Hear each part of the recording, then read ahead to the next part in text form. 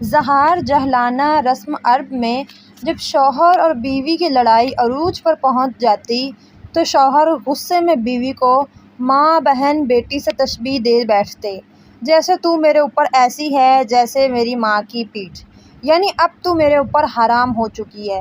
اس طرح کے قول کو ظہار کہا جاتا ہے۔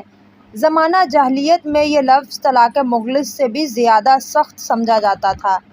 اہل عرب کے نزدیک طلاق کے بعد تو رجوع کی گنجائش تھی، مگر ظہار کے بعد رجوع کا کوئی امکان باقی نہ رہتا تھا۔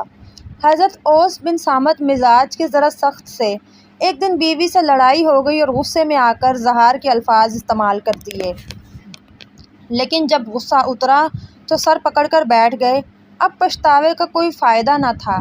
حضرت خولہ پر تو جیسے پہاڑ ٹوٹ پڑا۔ نہایت پریشانی کے عالم میں رسول اللہ کے پاس آئیں۔ آپ نے ان کی پوری بات سنی۔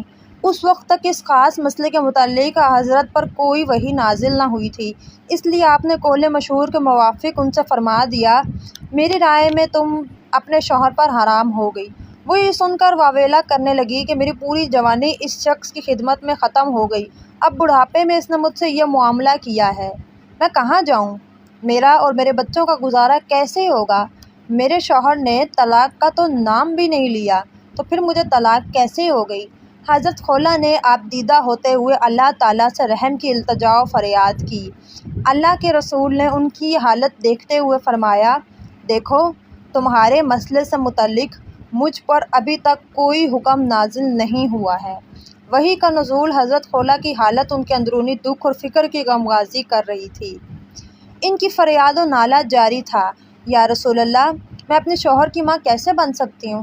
اس کی ماں تو صرف وہ عورت ہے جس نے اسے جنم دیا ہے۔ اے اللہ کے رسول، اگر دور جہالت کی یہ رسم ختم نہ ہوئی تو میں اور میرے بچے تباہ و برباد ہو جائیں گے۔ میرا بوڑھا شوہر در بدر کی ٹھوکریں کھاتا پھرے گا۔ خود حضور بھی ان کی حالت زار دیکھ کر افسردگی کی کیفیت میں تھے۔ ادھر عرش معلیٰ پر اللہ کی رحمت جوش میں آ گئی۔ انسان کی شہ رگ سے زیادہ قریب رہنے والے رب نے حضرت جبرائیل امین کو حکم دیا کہ جاؤ اور میرے محبوب کو یہ پیغام پہنچا دو۔ بے شک اللہ تعالیٰ نے اس عورت کی بات سنی جو آپ سے اپنے شوہر کے بارے میں تکرار کر رہی تھی اور اللہ کے آگے شکایت کر رہی تھی۔ اللہ تعالیٰ تم دونوں کے سوال و جواب سن رہا تھا، وہ سب کچھ سننے اور دیکھنے والا ہے۔ تم میں سے جو لوگ اپنی بیویوں سے ظہار کرتے ہیں، ان کی بیویاں ان کی مائیں نہیں ہیں، ان کی مائیں تو وہی ہیں جنہوں نے ان کو جنا ہے۔ یہ لوگ سخت ناپسندیدہ اور جھوٹی بات کہتے ہیں، لیکن اللہ معاف کرنے اور درگزر کرنے والا ہے۔ جو لوگ اپنی بیویوں سے ظہار کریں پھر اپنی اس بات سے رجوع کریں تو انہیں چاہیے کہ غلام آزاد کریں۔ اگر غلام آزاد نہ کر پائیں تو 2 مہینے کے لگاتار روزہ رکھیں، اور اگر اس پر بھی قادر نہ ہوں تو 60 مسکینوں کو کھانا کھلائیں۔